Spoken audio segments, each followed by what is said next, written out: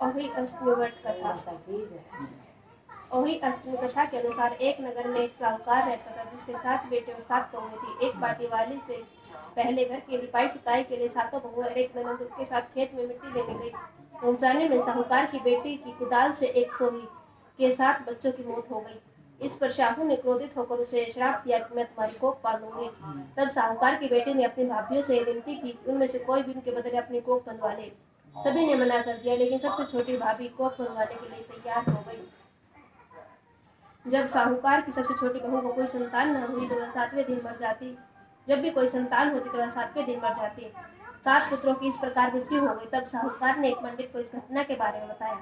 तब पंडित ने छोटी बहू को सुरही गाय की सेवा करने की सलाह दी। सुरही गाय छोटी बहू की सेवा से प्रसन्न हो जाती है और उसे शाहू के पास ले जाती है। रास्ते में थक कर वे दोनों आराम करने लगती है। तभी साहूकार की बहू की एक नजर एक सांप पर पड़ती है जो एक गरुड़ के बच्चे को डसने जा रहा था। यह देखकर छोटी बहू वह सांप को मार देती है। इतने में गरुड़ वहां आता है और बिखरा हुआ खून देखकर सोचता है कि छोटी बहू ने उसके बच्चे मार दिए। इसी वजह से छोटी बहू को चोंच मारना शुरू कर देता है। तब छोटी बहू उसे बताती है कि उसने ही गरुड़ के बच्चे की जान बचाई है। गरुड़ यह सुनकर खुश हो जाती है और सुरही गाय समेत उन्हें शाहू के पास पहुंचा देती है। तब शाहू छोटी बहू की सेवा से प्रसन्न होकर उसके 7 पुत्र और 7 बहू होने का वरदान देती है। शाहू के आशीर्वाद से छोटी बहू का घर पुत्र और पुत्रवधुओं से हरा भरा हो जाता है।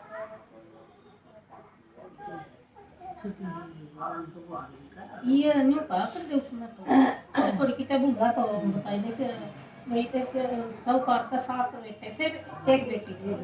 हाँ वो माटी लेने जा कर दी वो सासू ना ननद भाभी सारी माटी लेन भी की।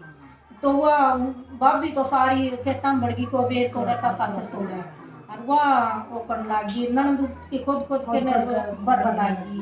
100 माता के अंडे लकड़े थे वो अंडे काट करके एक पास उधर दी वो सारे बेसम गए तो वो अपना इतनी बार में 100 माता है गया के उसने उसका हाथ पकड़ लिया बोला मैं तेरी कूट ले तरह मेरे सारे हाँ तेरे भी लगता तो मेरे सारे बच्चे मार दिए।